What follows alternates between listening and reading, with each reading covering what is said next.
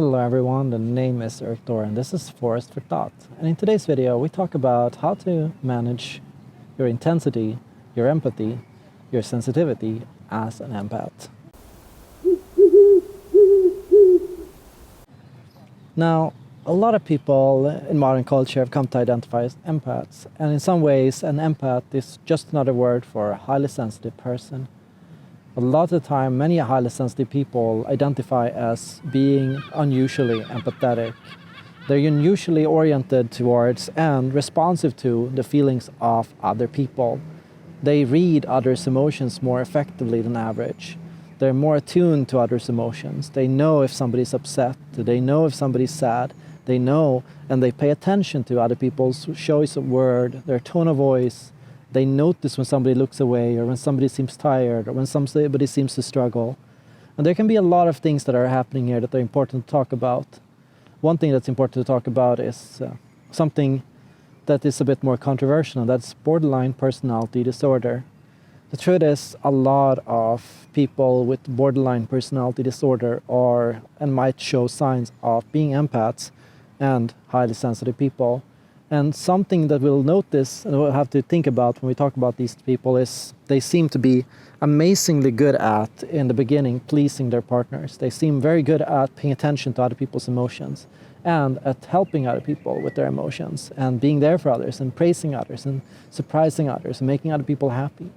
And at this goes really well up until a certain point, right? When things get too much, when you get too overwhelmed, when there's too much emotion, when there's too much sadness, too much pain, too much difficulty, too much anger, and too much hostility and tension in the air. And so in these situations, these people can become highly irrational in the sense that they can have mood swings, they can be exceptionally angry, or they might show and manifest emotions where they didn't even know where they came from.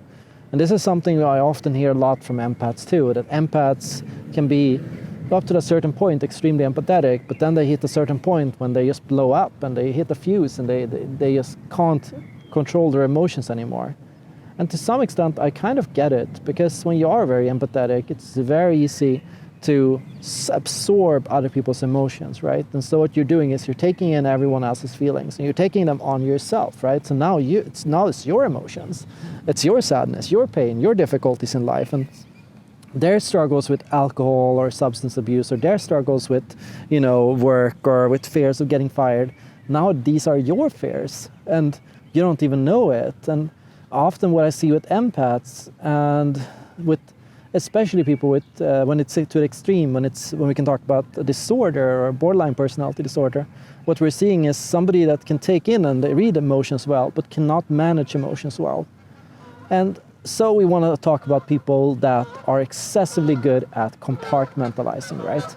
Because that's often the skill that empaths and highly sensitive people seem to struggle with, which is, how do I manage my own emotions? How do I manage anger? How do I manage anxiety? How do I process sadness? How do I deal with, fear? How do I deal with anxiety? How do I handle these things, right? Because if you don't know how to manage the emotions that you're receiving and taking in and noticing and picking up on in other people and in yourself, of course, like these emotions are going to run around in your head and they might get you to do and say irrational things, to do stupid things, to engage in things you don't want to do, to make mistakes you, if you thought about it, would not really want to do, right?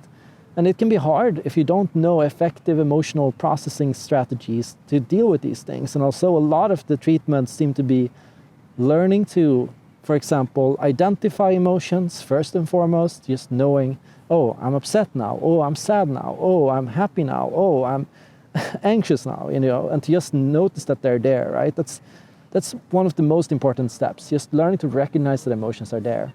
And then it's important to talk about and think about actions. In a sense, what kind of actions do I want to take? What do I want to do with this emotion?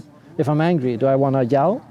Or do I want to do something different? Do I want to confront another person and have a discussion with them?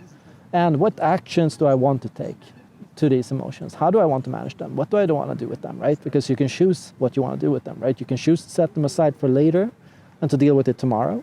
You can choose to deal with it through confrontation. Or you can choose to deal with it by taking a step back and reflecting on it.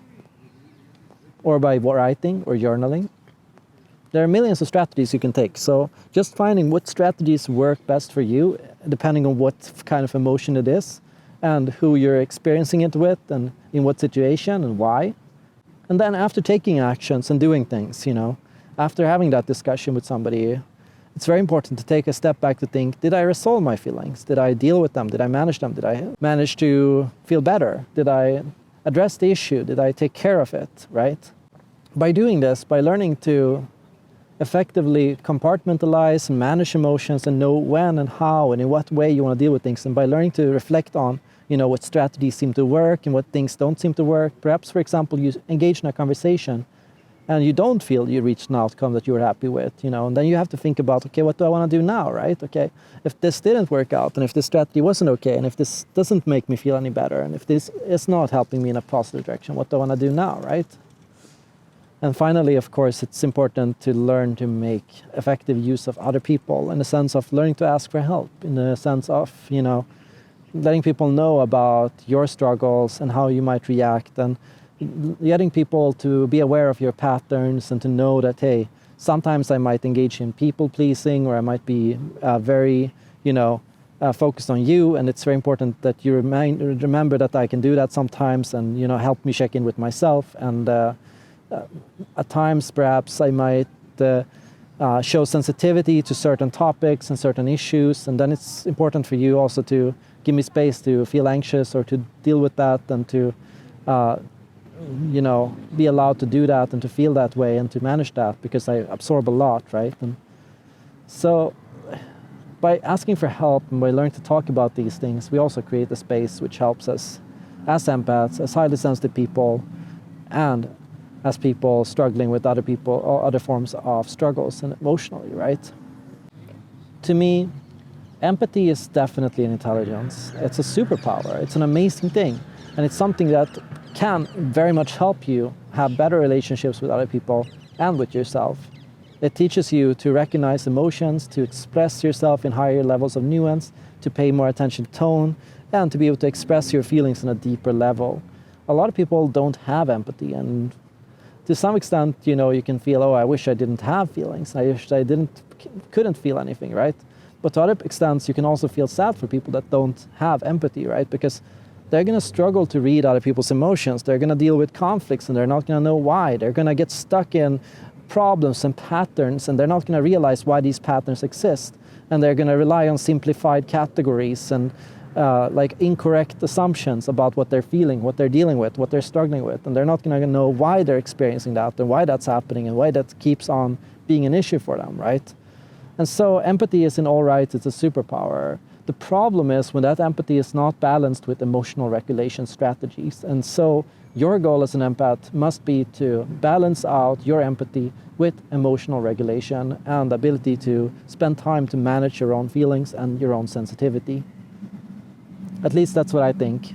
What do you think, and how do you experience being an empath? And what would you recommend for other empaths in order to reach a higher level of calm and confidence and happiness and stability in their own emotions and in their own experiences? Thank you so much for watching, and see you all in the next video.